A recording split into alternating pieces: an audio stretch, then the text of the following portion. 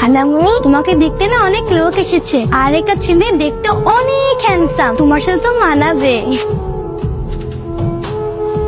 Hello, কে বলছেন? আমি অয়ন। কেমন আছেন আপনি? ভালো, আপনি? ভালো আছি। আপনি অনেক সুন্দর করে কথা বলেন। Thank you. আপনি এভাবে তাকিয়ে আছেন কেন?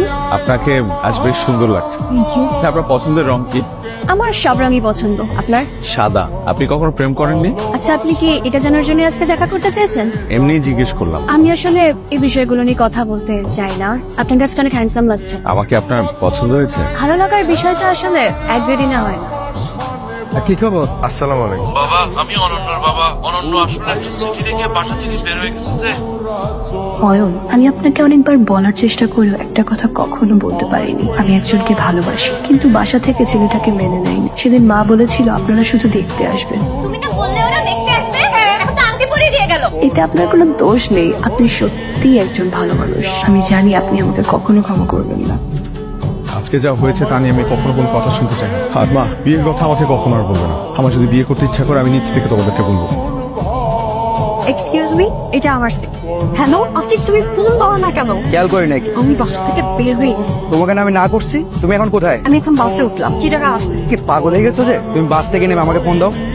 একটা কথা বলি, জি বলেন। আপনারা মেয়েরা এমন কেন? মানে কখনো কি ভেবেছেন যে এই ছেলের সাথে আপনার বিয়ে ঠিক হয়েছে, সেই ছেলেকে মাঝ রাস্তায় ফেলে বিয়ের আগের দিন আপনার বয়ফ্রেন্ডের সাথে পালিয়ে যাওয়াটা কতটা বড় অন্যায় হয়েছে সেই ছেলের সাথে? না, ভাবেননি। বিয়ের দিন সেই ছেলেটার উপর দিয়ে কি যায় একটাবার সেটা ভেবে দেখেছেন? শুধুমাত্র নিজেদের কথা ভাবেন। আরে যদি বিয়েই না করেন তাহলে বিয়ের আগে কেন বলেন না? আপনি একটু ঠান্ডা হন তো। আমার কারোর কথা তো ভাবার দরকার নেই, কারণ আমার কারোর সাথে বিয়ে ঠিক হয়। আসিফের কথা বাসায় জানাজানি হওয়ার পর বাবার সাথে আমার রাগারাগি হয়। বাবা কিছুতেই বেকার ছেলে মেনে নিবে না, তাই মার সাথে রাগারাগি করে বের হয়ে গেছি। আই এম সরি, আপনি আসলে না বুঝে।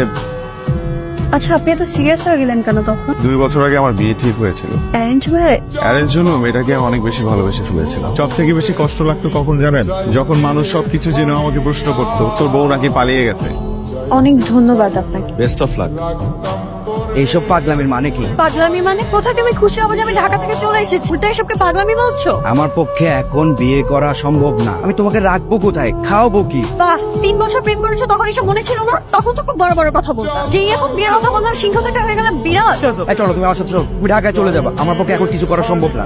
লজ্জা লাগে আমার এটা ভাবতে যে তোমার মতো ছেলেকে আমি ভালোবাসছি। শোন, কোনো সমস্যা? আচ্ছা, এখন কি বাস পাবো? এখন পাবেন না, রাতে পাবেন। তাহলে এখন কি হবে? আপনি চাইলে আমি আপনাকে একটা হেল্প করতে পারি।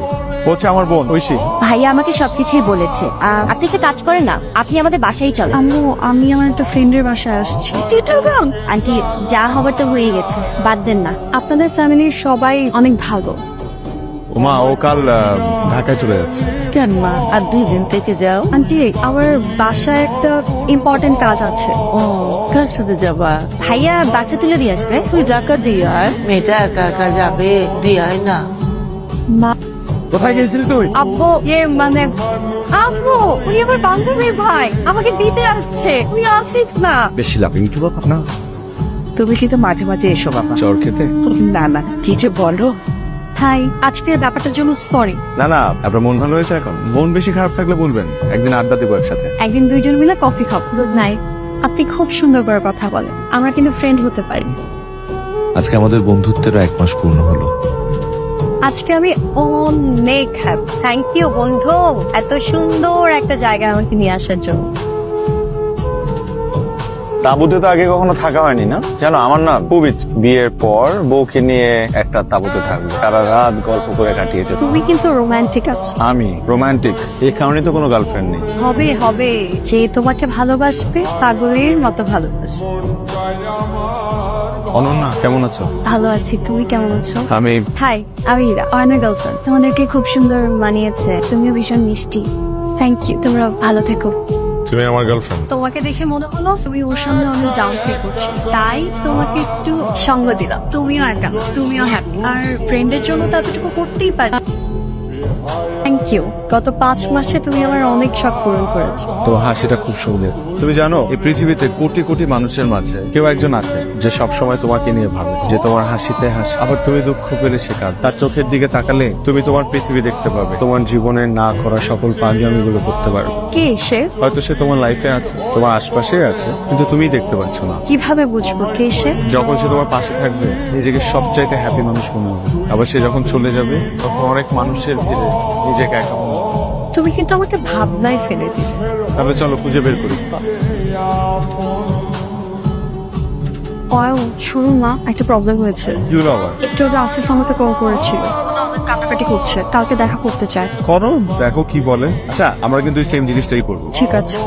আমার অনেক বড় ভুল হয়ে গেছে, প্লিজ আমাকে ক্ষমা করে দাও। হাই, আসিফ ও হচ্ছে উই আর ফ্রেন্ড। আপনাদেরকে দূর থেকে দেখলাম কথা বলছেন, তাই ভাবলাম এসে একটা হাই দিয়ে যাই। ঠিক আছে, কথা বলেন। ইট ওয়াজ নাইস মিটিং ইউ। কি হয়েছে অয়ন? ওখানে তুমি আর আমি ফ্রেন্ড বললা কেন? তো আমরা তো ফ্রেন্ডই। তখন তোমাকে দেখে মনে হচ্ছিল ওকে দেখে তোমার মধ্যে কিছু একটা চেঞ্জ আসছে। আমি জানি তুমি এটা কেন বলেছো। ঠিক আছে, আমি রাখি। কি আবার একই ভুল করবে? কিছু কিছু ভালোবাসা শুরু হবার আগেই শেষ হয়ে যায়। এই অসমাপ্ত ভালোবাসা নিয়ে একটা কবিতা লিখেছে, শুনবি? এভাবে বসে আছো কেন? এভাবেই ঠিক আছে। বলো, কি যেন বলবে? আমি না বুঝতে পারছি না আমি কি করবো। আমার মনে হয় তোমার সবকিছু ভুলে ওর কাছে ফিরে যাওয়া উচিত। আর আমার এটাও মনে হয় যে আজকের পর থেকে আমাদের কথা বলা বন্ধ করে দেওয়া উচিত। এভাবে কেন বলছো? তুমি কেন আসছো আমার লাইফে? কেন আসছো আমার লাইফে তুমি? তোমার সাথে আমার দেখাই বা কেন হলো? এই আমার ভাগ্য আমার সাথেই কেন? প্লিজ তুমি একটু শান্ত হও, একটু। 2 দিন। দেখো, আজকের পর থেকে তুমি আমাকে কোনো ফোন দিও না, আমার সামনে এসো না, আমার সাথে কথা বলো না, প্লিজ। আরে আমি কি হয়েছে? এরা তুমি কান্না করতেছো কেন? আই প্রমিস আমি আর তোমাকে কখনো কষ্ট দিব না। তোমার জন্য কান্না করছি আসিফ, আমি অন্য একজনকে ভালোবাসি। ইরা, আসিফ কোথায়? আমি চলে যেতে বলেছি, কেন চলে যেতে বলেছো? কারণ আমার তোমাকে লাগবে। আমার মনে হয় আসিফ তোমার জন্য বেস্ট। আমার বেস্ট কাউকে না, আমার মতো একজনকে প্রয়োজন। আসিফ তোমাকে অনেক দেশ ঘুরাবে, তোমার সব স্বপ্ন পূরণ করবে। কিন্তু আমি তোমার সাথে ক্যাম্পে যেতে চাই। তুমি আবারও আমাকে ছেড়ে চলে যাবে, তবে আবারও কষ্ট পাবো। যাবো না।